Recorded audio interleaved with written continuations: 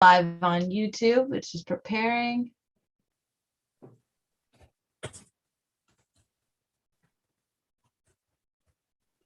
I'm really enjoying this chat, reading everyone's, isn't it? Fantastic. Yeah, where everybody is from.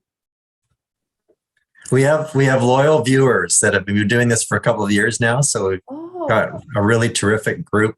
They're really engaged. You're going to get questions from folks. It's going to be great. Mm-hmm. Cool. Our most popular, I think it's the most popular webinar we have, and it's been going strong for 2 years. Okay. All right. Well, I think we're all ready to get started. As you know Chris and I, but we have two special guests here, and I am going to let them take it away and introduce themselves and tell you how this episode is going to go. So welcome, Jody and Isaac. We're really happy to have you here.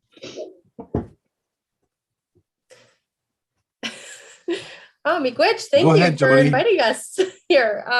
Okay. So Ani Kinawea, hello everyone. Meonkan Indishnakas, Emek and Dodem, Orangeville and Dita. What else can I tell you?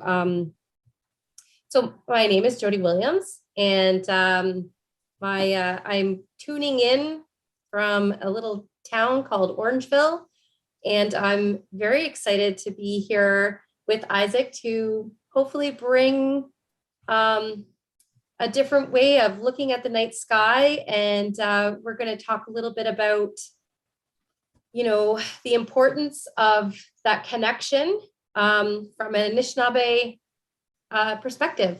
So over to you, Isaac. Thank you very much, Jody. So Ani bonjour. Mazanapkin ge go na be Indishnakas.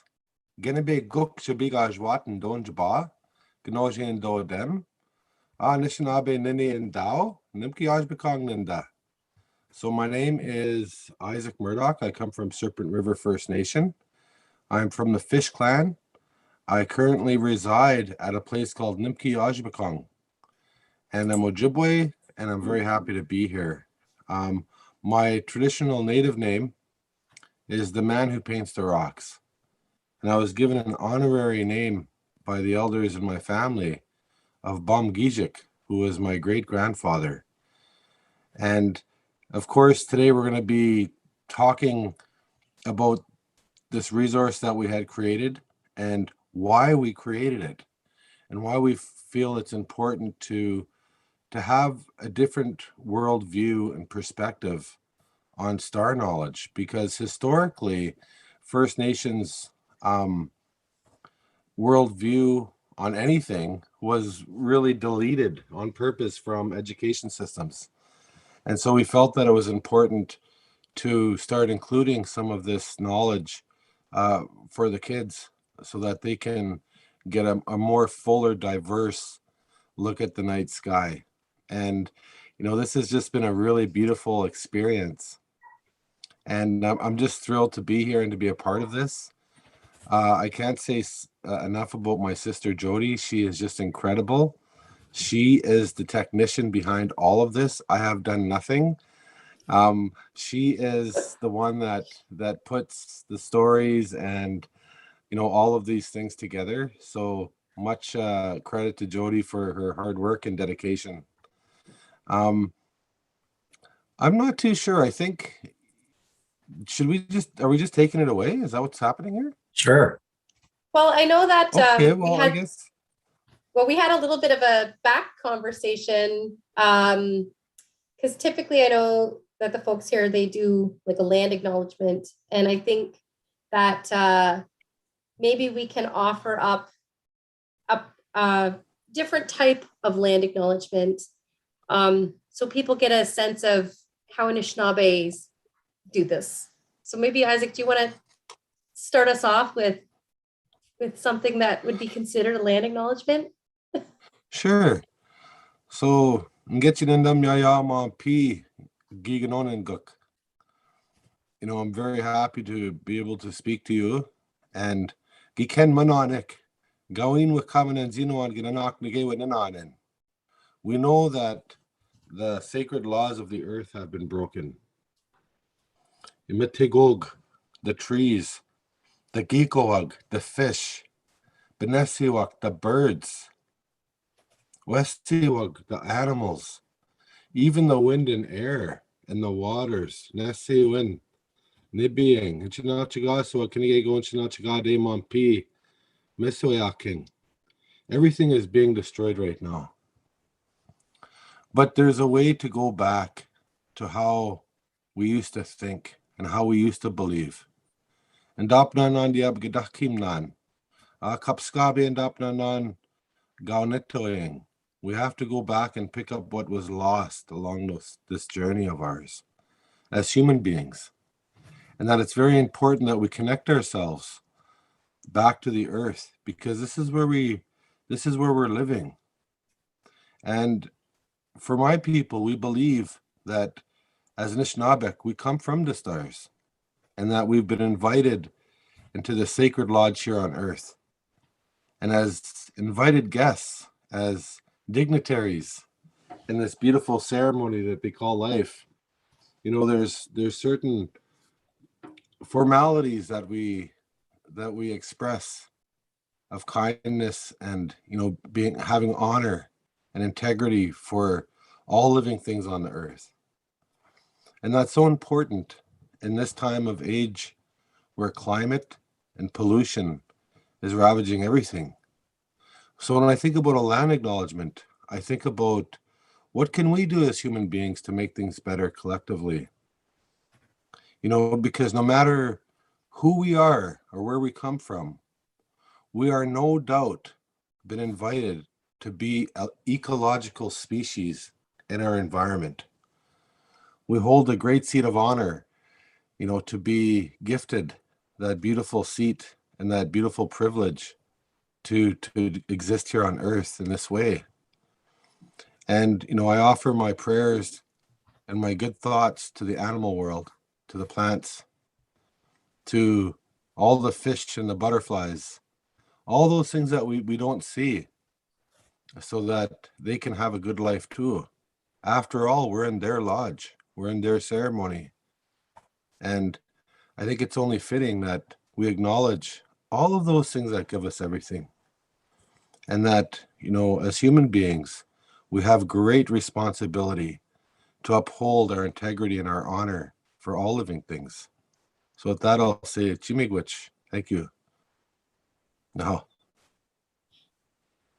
I thought I would suggest that because I think it's nice for people to hear another version of a typical land acknowledgement that often just kind of gets read out. Because this is what today is about, right? We're bringing forward a different way of doing things, a different way of looking at things, in hopes that, you know, that we all advance forward in a good way. So I think, Isaac, maybe you mentioned we come from the stars. Do you want to start there? And you're on mute. Is there a way that I can be pinned up somehow? All I see is like a little thumbnail. Can you see yourself now better? No. I have pinned you. I don't know, maybe on my screen. What type of thumbnail do you see here? I just see a tiny little. I mean, if I'm looking at somebody, if you stay there and don't move, then I can look at you and talk to you.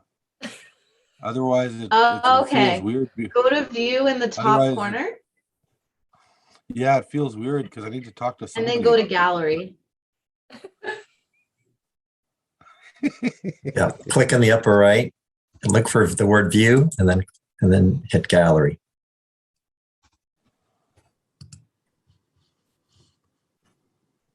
There's no such thing on my computer. But that is okay. How about that is okay.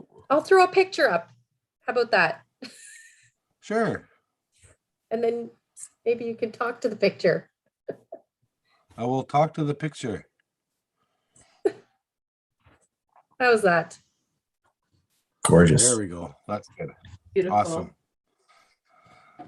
So again, thank you everybody for joining and tuning in. It's a great honor to be here. When I was a little child, my grandfather and my grandmother used to talk about the stars all the time. And they used to tell us that's where we come from, that we come from a place way, way far in the west, in the sky. And that's where our ancestors also are. And that there's a beautiful home there. There's a beautiful place there. And they call that place Ishpeming. And they say that when we're born, we enter through 4 sacred powers to get here on Earth. And we actually go through a very sacred hole in the sky called Baganogijik. And we enter into this earth here. The 4 powers, of course, is the power of fire, Shkode, the power of water, Nibbe, the power of air, which is Nesewan, and of course the power of Ake, the power of earth. And as we enter through that sacred hoop of life and find ourselves here on earth, we cast that 3rd power, our sacred breath, of course, all over the earth. When we start to cry as a baby, we take our first breath and we give it back to the world. And of course, when our feet touch the ground, we start to learn about that sacred power and how to live here. And they always said that life is a ceremony, and that in this ceremony, there's many things that are conducting the ceremony here. There's the Memegwesiwak, the little people. There's the Bagojaniniwak, which is another type of little people. There's the Pahisak, another type of little people. We got lots of little people around here. There's the Ginebeguk, the serpents. The Nimki Benashiwak, the thunderbirds. There's also the Benabe Koyak, the mermaids. There's the spirit of the Metigog nation, the trees and the animals and all of those things. And that they sit in this very sacred lodge here on earth. And that the animals have been instructed to lead our government, to help lead our path here on earth. So that when we walk through this sacred ceremony in life, that we'll do it right, and that the animals know how to do it right. And so our families are represented by these animals. But something else very interesting is that the old people used to say is that there's a map hanging in the sky.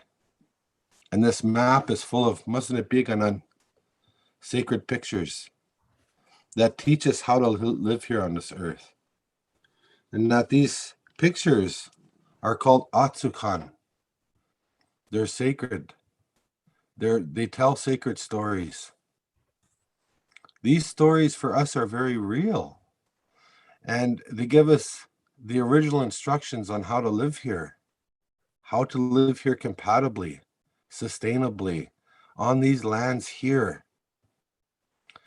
And of course, I remember when I was a child, they said, we're going to go see a very sacred site. And we're going to leave at about 8 o'clock at night. And it was wintertime.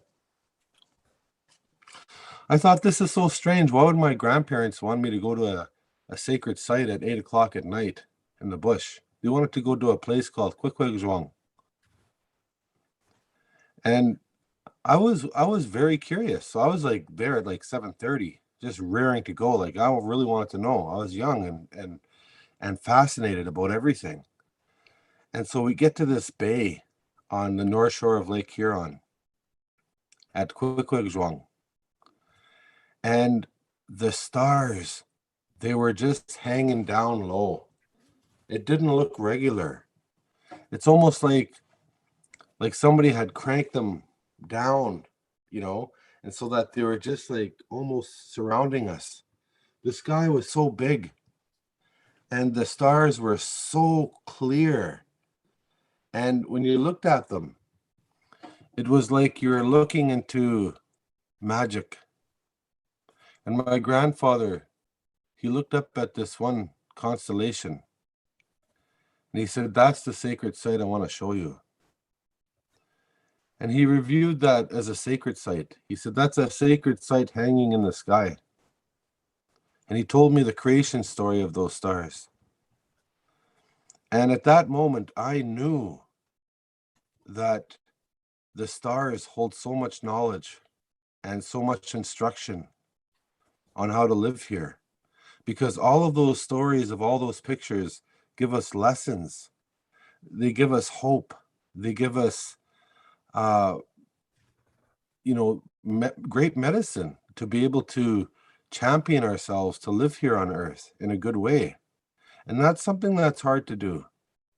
And so they always told me, when you get lost, when you leave that trail, when you find yourself straggling off somewhere, look up in the sky. There'll always be a path for you to follow. And that sacred path is the Milky Way. We call that Jibai Mikan, the path of souls. And so they always say when you follow that path, you'll always find your way back home. You'll always find your way. And so for me, that was really the beginning of my research, my own personal research into the star world. Out of curiosity, what constellation did your grandparents show you? It was the Big Dipper. That's the one that they showed me. And there's a beautiful story about it as well. So anyway, I started to learn about these sacred pictures that were in the sky. But there was a very, very strong relationship between these pictures in the sky, the pictures that were painted on the rocks, like the old cave paintings where they used the red paint. There was a strong relationship between the pictures that were written down on birch bark. There was a strong relationship between the sign language that we were using. There was a strong relationship even with our own language. There is all these connections and threads through everything that made this search into the night sky endless. And I really wanted to learn more. So I never went to school past grade 5. I was taken out of school. I wasn't allowed to go, and I didn't want to go anyway. Because I was too much of a bush kid. And my parents knew it. They were wise enough to know, don't send this one to school. He needs to be in the bush with his grandpa. And, it was during all of those years of learning that I realized just how much I did not know. You think that you learn all the constellations, you learn the movements and the stars, and you learn all these things. And then all of a sudden, it's just like the whole slate gets cleaned and you know nothing. And you start your search all over again. And I'm going to tell you an interesting story. I remember I was only about maybe 11 or 12 years old. And we went to this place called Bodashkaying. And Bodashkaying is a very sacred place for our people. They used to do vision quests there, fasting there. And I was going to go on a fast. But in order to do that, what I had to do was in the dark, by myself, without a flashlight, I had to walk 2 miles through the bush. And about 2 miles in the bush, there was a set of maple trees. And this maple trees, it had bear claw marks all over it. And it was my job, I had a map that was written on birch bark. I had to feel the map and look at the stars and find my way to this place, get a bunch of that bark that was scratched by that bear, go back and make tea with one strike of a piece of flint. I had to make that fire with one strike. And if I could make that tea out of that that bark and drink it, then I was permitted to go on that fast. That meant that I had earned the right to be able to do that. And it was not easy. And I remember fumbling, looking at the stars. I knew where the North Star was always. And I used the trees to guide me. And on my way back, the trees, I knew exactly where I was, but I also know that the sky was turning as I was going. And I was able to find myself back exactly. I walked out of the bush where I came in. And that's what we were taught as young people, because it's important to know that that's a reference of life too. That if you can navigate through the sky, then you can navigate yourself here on Earth. And when I went on my vision quest, I went to fast there. And there was thousands and thousands of kids that fasted there before I did. And thousands of kids that learned these stories too, and were passed down this information. And I didn't feel alone. And when I left that fast, he said, remember that there's something very sacred hanging over you. You have a beautiful star blanket that is wrapped around you, and that it's with you. And they said, you know, you are the fish clan. You come from the fish. They said the fish are stargazers. They look up at the night sky. They look through that hole in the sky called Bagunagijik, and they gain information and knowledge. They can even tell the future by looking through that hole and seeing things that are to come. They said, you are a fish clan. You are connected to those stars. When you eat a fish, because those fish will sit there at nighttime and float upside down, and they'll stare at those stars. They have all of that knowledge inside their fat. And when you eat those fish, that fat becomes your fat. They say that knowledge becomes your knowledge. And it becomes a part of your body. And I remember one time I was saying that at this one conference or something, which I don't like doing. I don't like going to conferences and stuff. But sometimes you're like, you got to come, you got to speak, blah, blah, blah. So anyway, I ended up going to this conference. And the scientist came up to me. And he's like, that's so bloody fascinating. Because our brains actually feed off of the fat of our bodies. And that our brains are made up of this fat. And they're very selective in the fat that it takes. And the idea that fat carries knowledge is so true. He says it's coded right in the fat. He says fat has memory.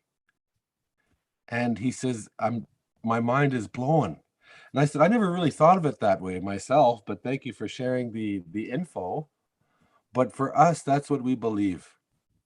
That when we eat the fat of those fish and those animals, we also inherit that knowledge that they have from the stars. And that, you know, animals are great stargazers. And that birds, dogs, you know, fish, even trees really understand the star world. Anungu Kaning, they call that place, the star world. And so, you know, they used to, when we were young, they used to put us through tests of courage and strength. And there's a tree called Zadeh.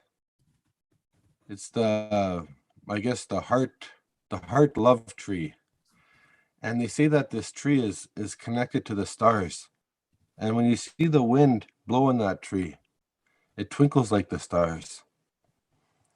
And when we were young kids, you know, or teenagers, they would tie us to those trees. Not real tight, like, you know, like we're a hostage or anything, but they would tie us to these trees. And we would have to stay there. And we'd have to get to know that tree. Because they'd say we want that tree to be your relative. Because that tree is connected to every single star. It's connected to all of the unknown in Ishpeming. And that when you connect yourself to that tree, when you adopt that tree as a relative, when you become a part of that family, then you'll also gain some of that knowledge. They'll teach you that knowledge. And so our life was literally, they would literally connect us to things. And that's what I remember. And this type of education, of course, doesn't happen in school. I mean, if you go out there and tie a kid to a tree and leave him out there for a couple of days, the cops will be called and people are going to be arrested, and it's going to be a big, crappy incident. And, you know, it's just something that doesn't happen. But for the people in my village, things like that still happen. It still continues on because we want our young people to know, to believe, to know that there's something greater than themselves, that we're a part of something magnificent here on earth, and that the stars themselves are leaders, that the stars themselves are like giants, and that they have the power to teach us how to live here on earth, and that we're not alone, and that we are covered with this blanket of stars that can keep us warm and nourish us with knowledge and information. And how important is that during climate change? How important is that during a time of ecological collapse? It's critical. And so we've always felt that, you know, Indigenous education is really valuable. You know, I remember as a child, we roamed freely all over the lands.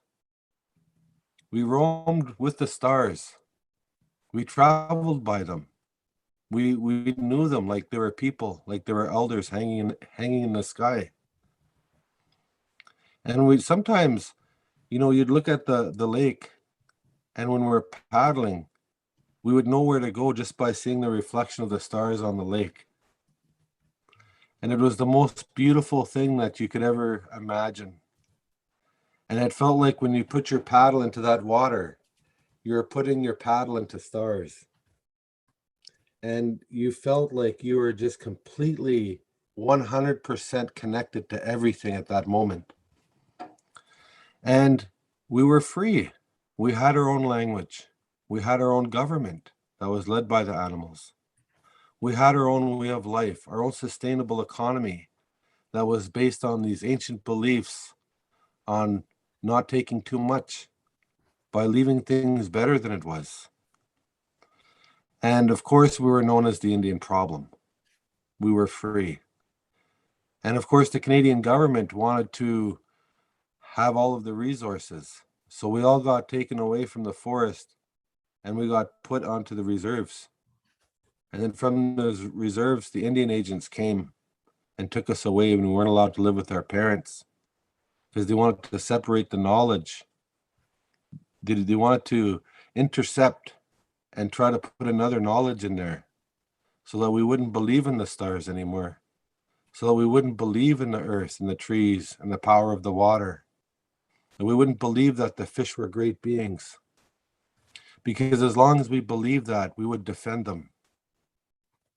And so, of course, we were removed, and it was for uranium mining. And I remember that it was during the Cold War, and 11 uranium mines were built in my traditional homelands, leaving the third world's largest uranium waste site on the planet.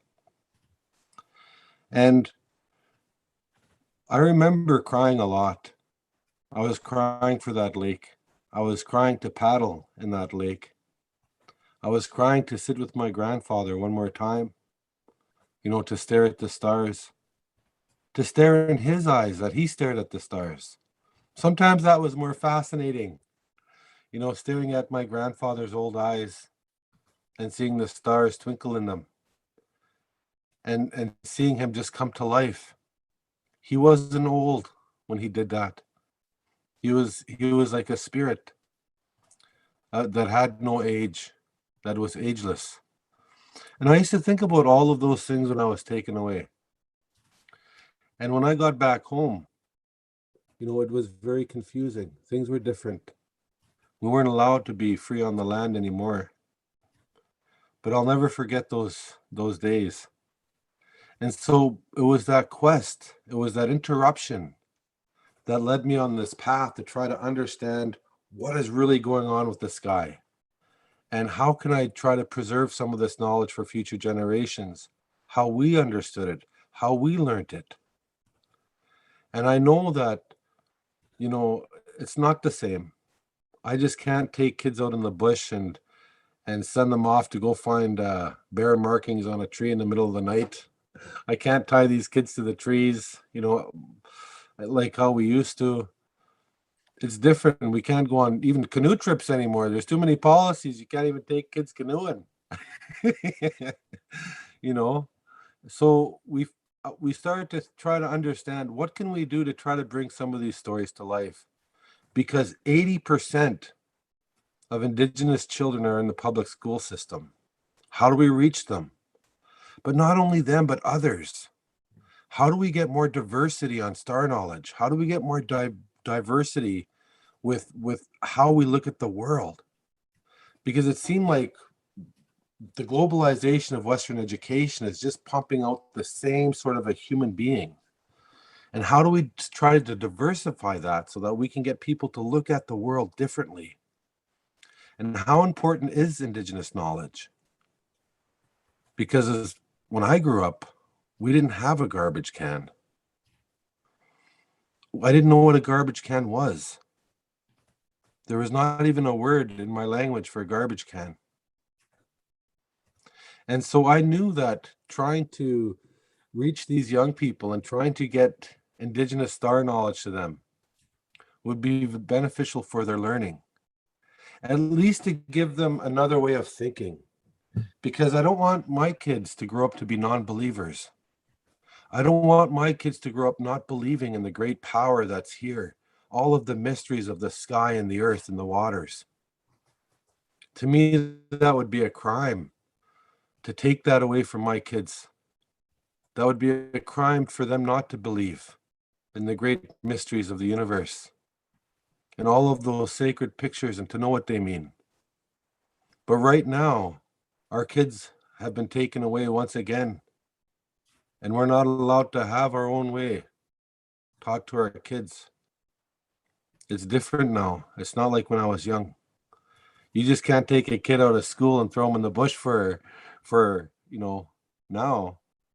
You get the CAS knocking on your door. Kids will get taken away. But in my heart, that's what I want. So, of course, Jody, who's my sister, I adopted her. Because we've worked together for so long, I figured, she's never going away. I might as well just adopt her. So I adopted her as my sister. And she's an incredible thinker, philosopher, strategist, but she's also really good with technology and computers and invoices and all those things that I have absolutely know nothing about. And so we really teamed up years and years ago. And it was taking these inner city kids out into the forest, looking at the night sky. We broke up lots of fights, Jody? It was not an easy gig. It was fun. And we'd stay up till 2, 3 in the morning with these kids. And some of these relationships with these kids, over a decade ago, are still here. They still message me, they still call me, they still talk to me. They actually come visit me. And it was the stars that brought us together. Because when you look at the stars, you see them moving and shifting and visiting each other all the time. They never lose relationship with each other. They're all family up there. And that's what my grandparents always said. In this world, always make relatives wherever you go. Adopt a tree, adopt a star, adopt a cloud. Make them your family. You'll never be alone. So that's why me and Jody really, really got together and just started to make these resources. We know that it's not the same as being out in the forest, but out of love and compassion for, you know, the young people and trying to prepare them for the future, we undertook this amazing journey of resource development for school kids so that they would be able to at least hear and understand an Indigenous worldview of Anango Kaning, the star world. And so I'll share that much. I don't want to blab all the time. I'll let Jody talk too. Thank But I'm you. very Thank proud you. of my sister Jody. I'm very proud of her. Naho, miigwech. Well, before I say anything, is there any questions that people have from what Isaac just shared? Hopefully you're getting a sense of, like, you know, what I guess we refer to as worldview, but it's that bringing in that other perspective that has been very violently removed. And yeah, is there any questions? Yeah, don't be scared. Don't be scared to ask questions, because that's how we. You're not allowed to be chicken, because I just blabbed for like 25 minutes. It's such a wonderful way to link or develop an appreciation for the environment and the gifts around us, isn't it? Mhm. I really appreciate what you talk about, how the stars teach us how to live here on Earth, because one of the feeling that I get looking up at the sky and how it places me in the universe is one of my main reasons I love astronomy and looking up at the sky so much. So that I really connected with that when you said that. We have a couple questions. Did you get that tea made? So I'm assuming that happened, that somebody asked it. Yes, I did make the tea. I made the Oh. tea. I was able to accomplish the journey that I had to go on. And I was very, very proud of myself. That gave me the confidence that I never had before. It changed me when that happened. And I kept looking up at the stars, trying to find my way. And boy, did I ever find my way, you know? And it was the most life-changing experience that I ever had, because I felt like I was a part of something greater than myself, and that the stars would never leave me. They would always be there for me. So it was a very beautiful connection that I had as a child that still it hasn't even gone down any. I still feel that way, as strong as I did as when it really happened. That's a very good question. There are a few We more have too. Yeah, go ahead. sorry, Chris. Somebody was the hole in the sky. Is that the Big Dipper? Is that where the location is?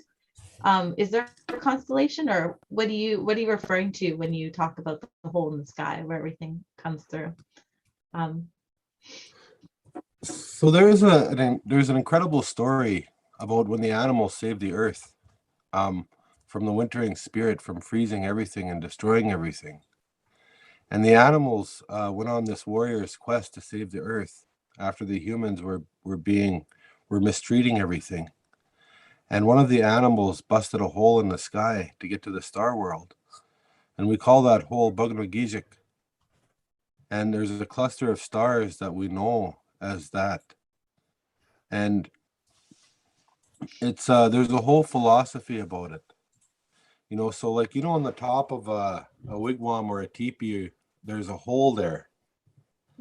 And when you look at the top of the lodge, it's like there's another teepee upside down on top of it. And it's like the spirit world is here and our world is down here, but we're connected, and it's through that hole on top of our lodge. This world is a lodge. So there's that hole in the sky that connects us to the spirit world, in the star world. And so Bugnagijic, I don't know any of the English names for any of the constellations. I tried to remember one, and I think it was like Neptune. Well, I'm not even sure. I forget. I just know the native names of them. but I'd get confused when I hear all the English names of them. I would bugger it up, but it's I can tell you it's over. I can point at it right now. It's at nighttime. It's right over there. Yeah, I think it's the Pleiades is the hole in the sky. The Yeah, Pleiades so cluster. that's what Jody said. Yeah, Pleiades. Yeah. Well, Yeah. I should not, it's important though too, right? Like that different, depending on where you live, different people will have different versions or relationships with the night sky too, right? So sometimes what happens is people, we call it pan-Indianism, right? So you hear something and then it's thought to be, that's the universal truth for everyone. So, right? So it's important to remember that it's also based on, and it makes sense if you think about it, like where you are geographically, your relationship to that night sky will be different than, you know, somebody who lives elsewhere. Yeah. Mhm. Yeah. Mhm. The other thing too is Yeah, important. Oh, Go ahead, Jody.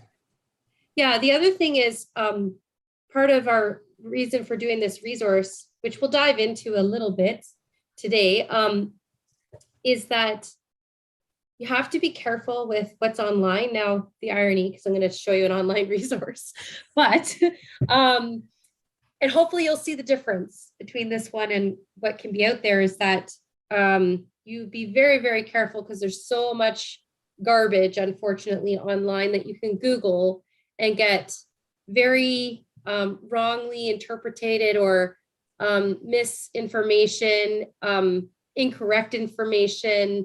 So all of our knowledges, you should always be able to know where they come from, whether it's an individual or the community itself. You know, when you hear things like Native American proverb, or I don't know, something very generic and wild, you have to be very careful with that. And so one of the reasons why we did this resource was to really provide a multiple perspectives, but you'll notice, and I think I saw it somewhere in the chat, that there is some commonality. There is a thread of similarities across the world. We work with some of the contributors are from the New Zealand, the Maori from New Zealand. And although, yeah, very different night sky, of course, on the other side of the world, but those threads of understanding connection, the reason for that connection. And sometimes it's just impossible to put into words. Like, I don't even know how to summarize what Isaac just shared, but I feel that, you know, people could understand and appreciate what he's trying to say by listening to him. And that's the important thing of trying, is being able to sit and listen to those who carry this knowledge, so that people can better understand what it's really about. We may say like it's, you know, there's a spirituality to it, but I don't even feel like that word captures it properly, if you know what I mean by that. One of the questions I saw up here was, is in India, our Hindu scripture narrated what you said, very connected at the core? Yes. And I want to show some examples of why we did this work collaboratively with so many people around the world. The other one is the Ojibwe understanding of the skies echoed by other First Nations people throughout Canada. So maybe what I'll do right now is I'll just share a little bit about kind of how this all got started, and who the collaborators are. And I must say that, and I put the link in there, maybe we'll put it in again, to the resource where it is residing online right now. And it is a work in progress. We're still building onto it and developing more examples of application and use in a classroom, how to utilize that. But let me just share with you here kind of our inspiration for where it came from, based on, you know, now that Isaac's given you hopefully some understandings in terms of this worldview or other perspective. And so one of the times we were talking about, and I think if you remember, Isaac mentioned it too, is this idea of where do we come from? And I think there's, just it's human nature, regardless of who you are, where you live or where you come from. There's this kind of innate longing to know, what is the point of our existence kind of thing. Why are we here? What is it? What is the mystery all about? And so we've had these really beautiful like conversations and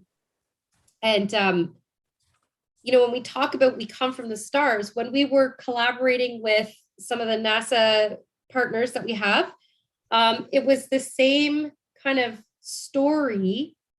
And again, I want to, when I say story, it's not myths, legends, and lore. Please cross that out because we see that everywhere. As soon as we bring like either Anishinaabe or Cree or whatever, and there's story attached, people think myths, legends, and lore. So that's another reason why we wanted to do this resource, was to try and bust through some of that devaluing that's happened.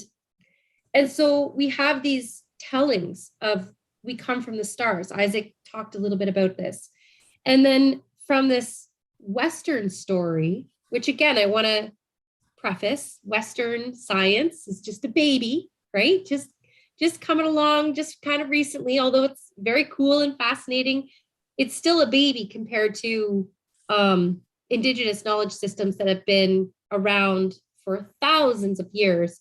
And if you think about from a science mind that, you test something out, you try something out, and you verify it, this has been going on for thousands of years. So science is really oftentimes just catching up to what indigenous knowledge has always known. And so one of the things when we talked about we come from the stars is that we know that a star, when it's formed, it lives its life, burning through these various different elements until, in some cases, it comes to the end of its life and it blows up into this magnificent supernova. And through that process, we get these beautiful nebulas. And in these nebulas, where gas starts to kind of coalesce and come together because of gravity, a star is born. So we have these beautiful little nurseries that are formed. A star is born, planets are formed, and life continues. But in these nebulas and through some of these processes of a supernova, it spits out all of those elements. And those elements, such as, oxygen and hydrogen and all of those other things, including iron, they all form us. So we physically come from the stars, and we're all connected, not just connected here on this planet, but we're connected across the universe. We all have those exact same elements and building blocks. And some of the cooler things that have come along now, that science is now discovering is, where do some of the other elements come from? This is just one of my own personal wonderings, is that, latest research is that the collision of neutron stars has actually what's created some of these heavier elements like gold and silver. And I often wonder, if gold and silver are coming from some of these more unusual phenomenons, maybe is that why we're so drawn to it? I often wonder, like, what's up with gold and silver? Because we like the bling? I don't know. But so this was this idea that we would come together and we would bring forward multiple knowledge systems, indigenous knowledge systems from a variety of places across the world, as well as a Western science perspective. And how do we co-create new knowledge together? And really, like Isaac was saying, how do we get kids to really fall in love again with the world around them? Because if you are, like he was saying, if you adopt that tree or anything in the natural environment becomes a relative to you, then you're going to think very differently in terms of what we see today that's happening with the lands and waters. We want to create a generation of water protectors and land defenders, because we're not in a very good place right now. We are facing abrupt climate change because we have really altered that worldview that we carry. We now have this idea that, we have to accumulate things. Like, think about school, actually. Think about the messaging in school. I work in education. I didn't even say that. I was supposed to tell you who we were supposed to introduce ourselves. I forgot about that part. Yeah. So sidebar. So I work as my daytime job is the Indigenous education lead for Deaf and Peel Catholic District School Board. I also co-chair a provincial organization called the First Nations Métis Inuit Education Association of Ontario. And through that work, we have been working to create resources to help shift out of the situation that we find ourselves in today. Because this is, we now define ourselves, our success is defined by how much money we have. And then through school, we tell, kids that you need to get a better job, earn lots of money, and really why? So that we can buy more things, so that we can be happy. And so this ideology that has been fed in through the education system, this is where it's got us. We're in big trouble right now. We have to think about things differently, like Isaac was saying. And our hope through, bringing back Indigenous knowledge and bringing back that wonderment and thinking about things differently, thinking about things in a relational way, has really been the goal of what this work has been involved in. So maybe I'll pause it there for a moment before getting into kind of the nitty-gritty of it. Has there been, I guess there's questions coming up. Well, there's been we held off some questions that was about the resources. So I knew that was coming up. Yep. Douglas was asking, how is this, do you hear the term two-eyed seeing a lot? And how does this relate? Or can you talk about how this is connected to the two-eyed seeing and what that means behind? So I guess it would be multiple-eyed seeing as an extension of that. But that the idea of that, right, is because, again, remember what's happened so we have colonialism, right? So we have this violent disruption that's happened. And these lands here, this land is kind of like the last to experience. Like, this has been going on for a long, long time all around the world. But with that comes this ideology, right, of this, taking things from the land in a very violent way as well, right? Like Isaac mentioned, like uranium, this idea of extraction, like we're just take. Now they want to take more of these rare minerals, right? Like, and so long as we are just extracting like this, we're just killing ourselves. Like, we can't keep doing that.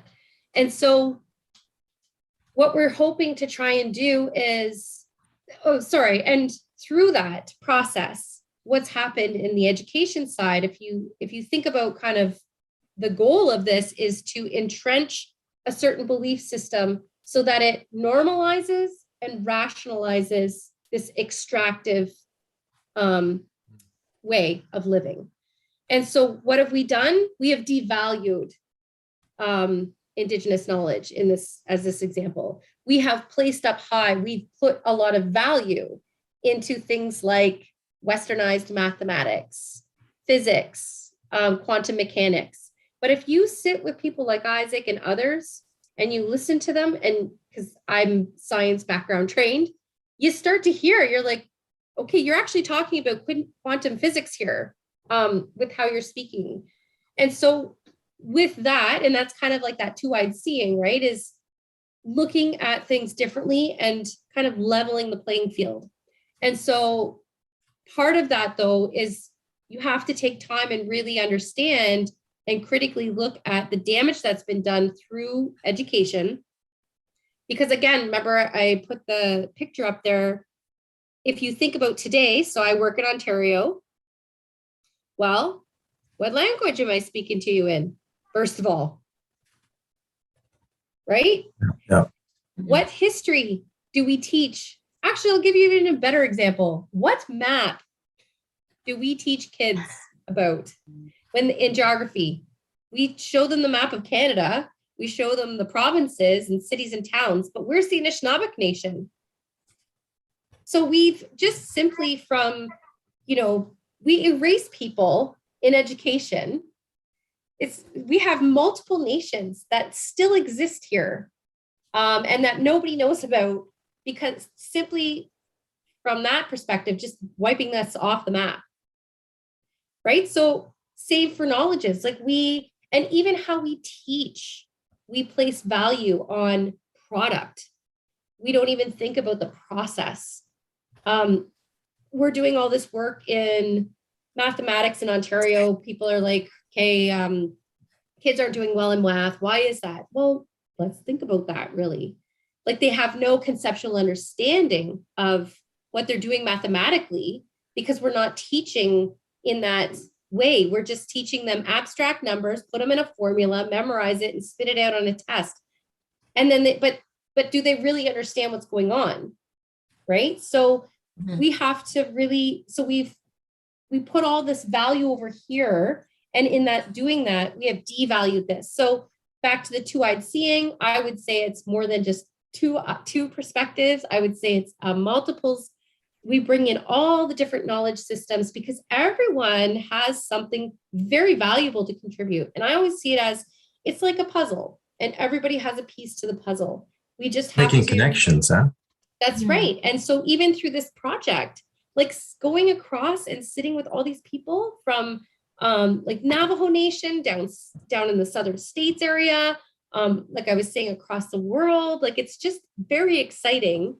And then even with our NASA scientists, like to have everyone kind of like chipping in these little bits and pieces, and then it invokes others to think about, oh yeah, and then what I heard about it from this, somebody was sharing this, my grandfather, whatever. And so it's just been a really much more beautiful way of coming to know that. Do you want to jump in here, Isaac? Yeah, I remember years ago I asked, I was down in Six Nations and I was hearing this beautiful story. And it was a creation story. And of course, most Indigenous people on Turtle Island have this belief that we do come from the stars. And their story was a little bit different. It was similar, but it was a little bit different. And so I remember asking my grandfather, I said, well, which one is right? And, he looked at me and he had these beautiful eyes. He was very old. And he lived to be so old. I think it's because he had a real cool van. And he loved that van, and he wasn't leaving the earth because of that van. But anyway, he told me one time, he said, he says in a belt, in a wampum belt, he says, you'll see all the different beads in there. He says each bead is like a different nation, and they have their own songs, they have their own stories, they have their own dances. They have their own way. He said, and together, he says, when you attach all of them together, he says, you make something strong. He says, they're all true. He says, and we all come from the same shell. He says, we're all the same. He says, always respect other people and what they believe and what they think, and believe it. He says, it's important to respect, and so I've always felt that way. I've never ever felt that the Anishinaabe, worldview is the only way. I've always felt that Western science is so cool. I believe that the Haudenosaunee are cool. It's just, there's so much great information all over, and you can never stop learning, and you can never stop making these incredible connections with each other. And when we do that, we make something strong. We make something with meaning. We paint a picture. We create something that has value. Just like this belt here has value. And there's a lot of teachings about the wampum belt. And it too, its creation story comes from the stars. But I don't have time to tell you all about it. But I will say this, is that, the more and more that we share with each other, and the more and more that we lift each other up and their beliefs, and the more and more that we respect each other, then it's a win-win. We will save this planet if we can work together. If we can just work together and be together, we will win. And so I just wanted to share that, because I just thought that, my grandpa's old words still have meaning. So now, English, thank you. That's great. As astronomers, we all wish more people would appreciate the stars and preserve them for us all and preserve them for future generations. It's just saddening to see development and the night sky being flooded with artificial lights. And you just wish that if more kids grew up, desperate to see the Milky Way, maybe they get their parents to turn off the lights and keep the sky preserved for us. That's one of my dreams. Yeah, that's so important. That's a good dream. Yeah. Yeah. And I think that's the other thing too, right? It's the advocating, so it's advocating too, like in our curriculum. It's a shame in the Ontario education curriculum that astronomy is like one tiny unit in grade 6. Yeah. It's such a shame. And then a little tiny bit in grade 9. To me, I'm like, what? Like, when are we going to wake up? It's 2022. Like, we're going to Mars and stuff. Like, shouldn't we, but on that side, but on this side too, is like, look at the opportunity. Like, there's so much opportunity to really sit together with different people and have these conversations and just build ideas off of each other, because that's what makes it really exciting. And then the possibilities as well that come from that. Do you want me to dive into the resource a little bit? So we've got about eight or so minutes in this session left. So why don't you give people a taste of the site, and then we'll invite people back in 2 weeks, and you'll get a little bit deeper, and maybe Isaac can share some stories and things like that, if that sounds good. Okay. Go for it. All right. 8 minutes. Well, give or take. I know. This is good. I appreciate the time. Helps for me. Time helps. Otherwise, I'll go down a black hole. Okay, so I shared with you the link in that chat, and maybe I'll share it again. This is actually part of a. Sorry. Oh, go ahead. Our YouTube viewers, it's in our description. That if you would like to see it there. Okay, so look in the description below. So this is actually based on a bigger resource called Lessons from the Earth. That was we started out, and it's actually, okay, let me back up. Hold on. Because it's Isaac's favorite story. So this is like the front page, Lessons from Earth and Beyond.ca. So you notice here, see these 3 boxes. Lessons from the Earth is actually our first iteration, and it's based on a star story known as the Fisher story. And in here, this was like the first one that we did. And so this is actually a building onto. But the Fisher story, which is now, we've now updated it, and it's now a narration. And so you can see that, you can click on it here, and we don't have time to play it, but anyway, I'll just give you a little, hold on, I forgot to turn sound on. 1 second. I'll just give you a little tiny snippet so you get a sense of what it is. So it starts out. Bonjour. with Isaac introducing himself. But let me just scooch over to Be good. the Be animation very part. kind and gentle. That's what they were told. Isaac as an Of animation. course, that's how they were. They were like that for a long time. So the idea again behind this, and this is what we've built onto in this Lessons from Beyond section, is for educators who don't have access to somebody who can come in and share the knowledge, we always advocate whenever possible, invite a human in. It's the best way. It's like going outside, right? You can't replicate that in another way except to get outside. But we also recognize that not everybody can have access, or maybe you have access for just 1 hour or something. So we decided the next best thing was to create these video modules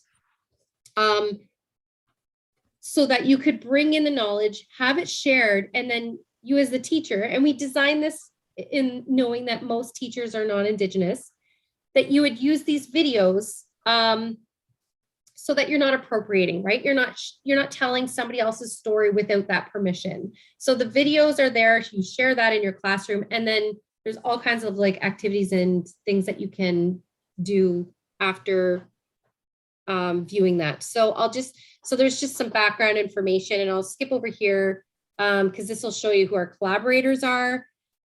We designed this so that it is self-directed in a sense that students could, or anyone really, could go and follow along. And there's this little avatar. This is actually based on Isaac's partner, Shannon. So it's actually a real person. And it's a little bit about her. And she's your guide through this. And as you kind of scroll through, there's this here where you can click on, and it will actually, we have these teacher guides that we are currently developing. So there's a big one that's already done, and that's what we're building more onto. But what I wanted to show you for today is this gives you a little bit of who the collaborators are, and they give an introduction to who they are, and they just share a little bit, and I'll just, as a small example. I'm Dana Marine Desiderio. And you can pop it out. I have 4 clans. I come from my mother. And she just will like continue to talk about healer. Navajo is everything, and that is what Indigenous people are. And we know this. We communicate with the stars. We know that we're made from the stars. We already have that divine intelligence. So each person shares a little bit about themselves. There's our NASA collaborators. And then we put everybody in a cartoon because this iteration is focused on for small kids. And we thought, to try and engage them, we turned everyone into a little cartoon avatar. And so then we get into, so we have Sandra here, and she talks about the importance of story.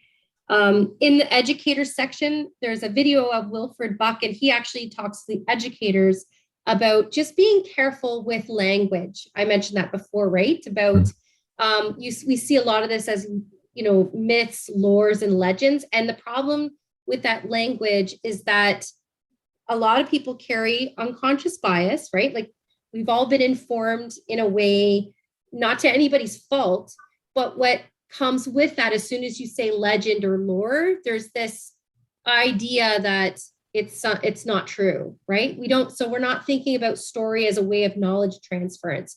We don't think story is a way of geographical information, scientific information, things like that, where we view it differently. So we want to try and change that. And then we get into, so our first part is this idea, we come from the stars. So here we have Douglas from Onegaming, and he shares a little bit about that. Then we have these interactive Google Classrooms.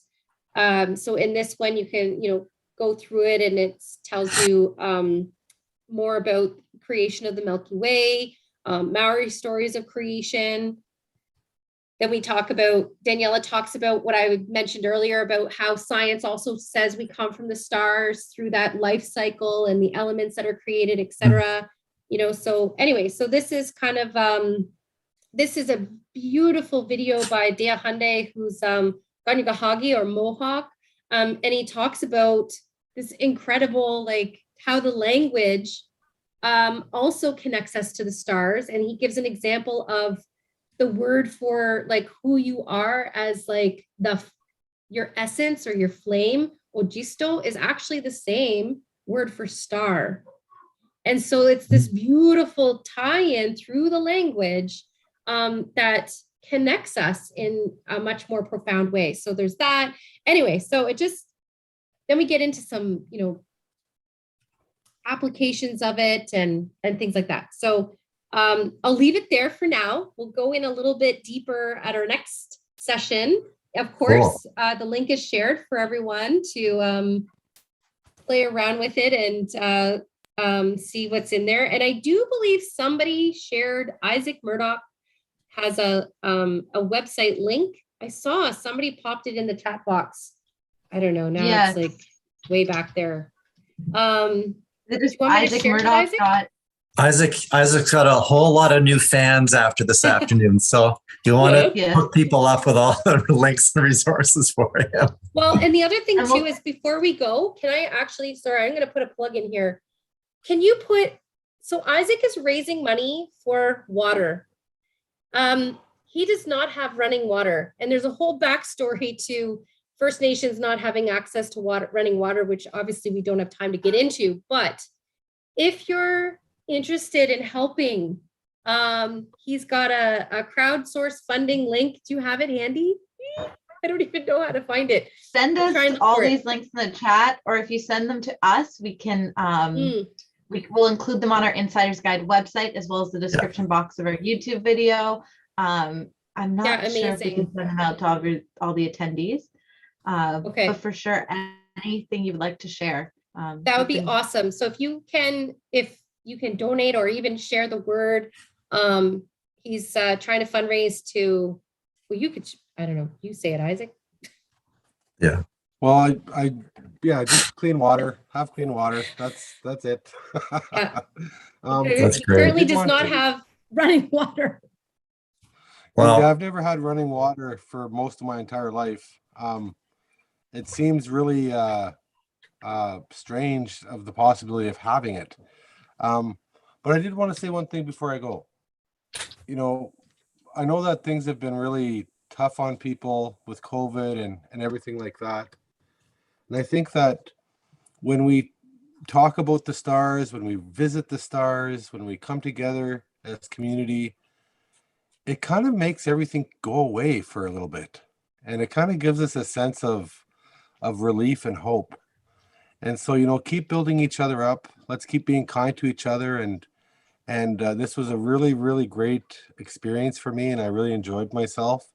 And I can't wait to get on next time again, to visit community and to be a part of this wonderful collaboration of people. And, it's just, it really made my day, and it really humbled me to be here with you today. And so with that, I want to thank you very much. And I want to thank my sister Jody too for being here. And I want to thank I can't even say the name of this organization, unfortunately. I read it and I was like, should I try just call it Rascals? We're Rascals. That's good enough. Rascals. Yeah. I want to thank all the Rascals. But thank you so much for having us. It's been a great honor and a great pleasure. And I look forward to coming back in a couple of weeks or whatever. Yeah. So thank you. Thank you very much. So everybody don't go away yet. Don't go away yet. I would like to echo very much what you said back to you. Like, we feel humbled by being able to listen to your stories and hear your knowledge. It's a very unique opportunity for us that we're very happy to be able to provide to our members and the viewers. And I don't know, I very much enjoyed this session. It's been very moving. Personally. Yes, thank you. Yeah, very moving. All right, so let's have everybody meet up again in 2 weeks. But before we go, Samantha and I just want to run down the latest group of Messier targets for folks that are following along on our Messier observing program. So let me just bring my screen up here and I'll run down quickly. You're welcome welcome to stay on for the and view our Messier Minutes. I also encourage, while Chris is putting this up, to check out the links we sent you. And if you have questions or want to know more about the resources, then in 2 weeks, you'll be able to have a chance to ask them again after you have time to digest sometimes and look for yourself. All right, just bringing up Stellarium here. So for people who are new here, and Jody and Isaac, we have something called Messier Minutes. We just started, and we look at there's a list of deep sky objects called it's Messier. This guy Messier came up with them, and we are going through them all. There's 110. We go through like 5 each week that are up in the sky and give tips and tricks on how to view them and how they can, and hopefully complete the certificate we give people with a pin that says, yes, I've seen all these and I've viewed them through my own telescope. So Chris has pulled up Stellarium here, and we only have 5 this week, and I'll let him take it away. Yeah, so this week we have the moon dominating the nighttime sky. So we thought we'd save the Messier objects that are moon tolerant. So we've got some star clusters that are not too hard to see even when the moon is around. Towards the later part of the week, the moon will be moving out of view. So if you can wait a couple of days to tackle these, you'll have a bit of better luck at it. And so what we've got here are some 5 open clusters, one of which almost everybody has seen, and we talked about it today. That's the Pleiades. Some people know it as a hole in the sky. I understand that the South Sea Islanders, a lot of cultures around the world, all have recognized this fairly bright open star cluster. And so if you've seen the Pleiades, you've already got at least one of your Messier targets nailed down. That's Messier number 45 in that list. And that's up there near the V of Taurus. So it's high around 7 p.m. tonight. It'll be high in the little bit west of the southern horizon. The next ones I've got here are naked eye target. This one's naked eye, yep. Especially when the moon's not too bright. And it's great at binoculars, and you don't want to magnify it too much in a telescope, because if you zoom in too much in the telescope, it'll be too big for your field of view. So low power or binoculars, that's a great one to go. All right, our next ones we've got here Messier 35. So Messier 35 is down here. It's another open star cluster, and it's near the toes of Gemini. And I feel badly now showing the Western constellations after our talk today, but I'll give people context to where they can find in the terms of the known constellations. So Messier 35 is tucked up here just above these 2 medium bright stars that form the feet of Gemini, so Propus and Tejet. And this one is, here you go. So you want to, you can use binoculars on this one as well if the moon's not too bright. It's a fairly big cluster. What I'll do is I'll bring up the picture of an eyepiece view here. Let's see. Let me just crank this up a little bit. Here we go. And just as Chris is going through this, I know it was a little fast, but we really wanted to hear Jody and Isaac, take more time, Jody and Isaac speaking. I sent a link. We have a list as well as star charts, Starfinder charts for all these targets we're talking about on our website for you to find after. So part of the process when you're looking at these objects is to notice things about them. Are they symmetrical? Are they unusually shaped? Do they remind you of an animal or a creature or something like that? You'll find different things will sort of tweak your thoughts when you look at them. There's another little cluster off to the side of this one as well. So bear that in mind. So that's sometimes known as the shoe buckle cluster, Messier 35. And then we've got a trio all in a row in here in the ring of Auriga. So look for the really bright star Capella, which is nearly overhead. So there's the zenith. So it's nearly overhead in the evening sky. Messier 38 is kind of easy to find because it's kind of just a little bit to the right of the center of the ring. So if you just sort of put your binoculars in this half of the ring of Auriga, you can pick up that cluster. And all 3 of these, 38, 36, and 37, are visible in binoculars when it's not too moony out.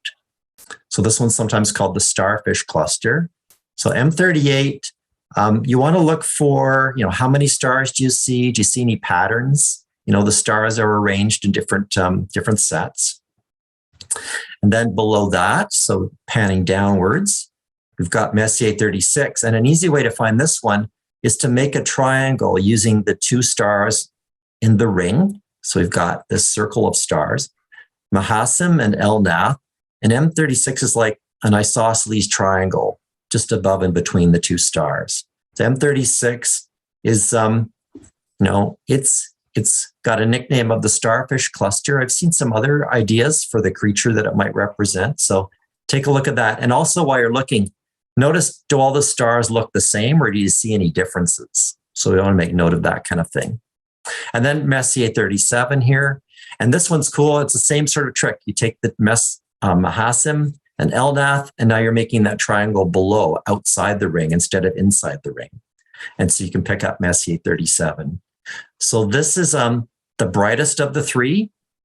And when you're looking at this one, you want to look for the pepper. So its nickname is the Salt and Pepper Cluster. And you can notice that some of the stars might resemble salt and some might resemble pepper. So have a look at that and see if you can pick that out. So those are your suggestions for this week during the time when the moon is around, but just gradually waning. And next time up, we'll have the last of the winter constellations because we'll be meeting again around new moon when there's no moon in the sky. So we'll have a nice dark night to get some of the others left over. So I'll stop there and take any questions there are, or we can let folks go. Well, Chris, I think that if you let us know next when we're here next, what some of your objects are that you're going to look at, maybe let us know, and then we can talk about those during the time, because like even Orion, I could spend a whole good day talking about our version of that constellation, right? So maybe we could do that.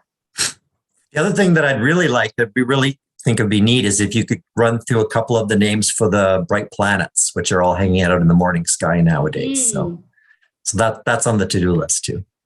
Sure. There you go, Isaac. Yeah, I'll send those to you so you have some advance notice. Yeah. All right, everybody. Well, that's so great. We've had a good time this afternoon. Thanks so much, everyone. Thanks, everybody. Thank you.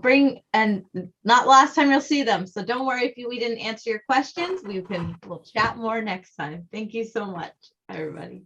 Bye-bye.